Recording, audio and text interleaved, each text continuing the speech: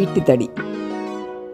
പല വീടുകളിലും ഫർണിച്ചർ ഉണ്ടാക്കിയിട്ടേക്കുന്ന ഭംഗി കണ്ടപ്പോഴും, അതുപോലെ യാത്രകളിൽ, വിശിഷ്ട സ്ഥലങ്ങളിൽ, അമ്പലങ്ങളിൽ, കാവുകളിൽ, പഴക്കം ചെന്ന തറവാടുകളിലൊക്കെ ഈട്ടിത്തടി നിൽക്കുന്ന കാണുമ്പോഴും വല്ലാത്തൊരു കൗതുകമായിരുന്നു. എനിക്കും ഒരു ഈട്ടിത്തടി നടണമെന്നുള്ളത്.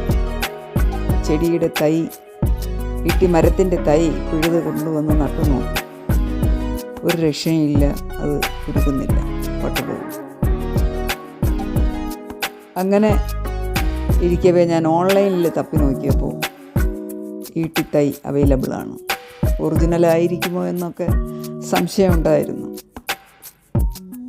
ഏതായാലും രണ്ടും കൽപ്പിച്ച് 2 സെറ്റ് ഈട്ടിത്തൈ ഓർഡർ ചെയ്തു. 500ഓളം രൂപയായി. 6 എണ്ണമാണ്, ഒരു സെറ്റിൽ 3 എണ്ണം, അങ്ങനെ 6 എണ്ണം വന്നെത്തി. പിന്നെ പലയിടത്തും ഈട്ടിയുടെ തൈ പറിച്ചിട്ടുള്ളത് കൊണ്ടും കണ്ടിട്ടുള്ളത് കൊണ്ടും ഒക്കെ ഈട്ടിത്തൈ പോലെ ഇരിക്കുന്നു, ഒക്കെ പറ്റിക്കപ്പെട്ടിട്ടില്ല എന്ന് ആശ്വസിച്ചു. ഈ 6 തൈയിൽ 1 എണ്ണം ഒരു ടെസ്റ്റ് എന്നുള്ള നിലയ്ക്ക് ഞാൻ കൊണ്ടുപോയി എൻ്റെ പറമ്പിൽ നട്ടു. പക്ഷേ ഞാൻ സ്ഥലത്തില്ലാത്തത് കൊണ്ടും അതിന് കൃത്യമായ പരിചരണം ഇല്ലാത്തത് കൊണ്ടും അതങ്ങ് വിട്ടു.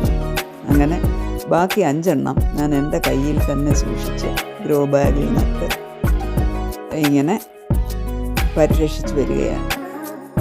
കാരണം പറമ്പിൽ നട്ടാൽ അവിടെ നിന്ന് പരിചരിക്കണം, അതിനുള്ള പരിതസ്ഥിതി അല്ലാത്തത് കാരണം ഇത് 5 എണ്ണവും ഞാൻ ഗ്രോ ബാഗ്, എത്ര നാളും ചെറിയ ചട്ടിയിലായിരുന്നു, ഇപ്പം അതിനെ ഒന്ന് ഗ്രോ ബാഗിലാക്കി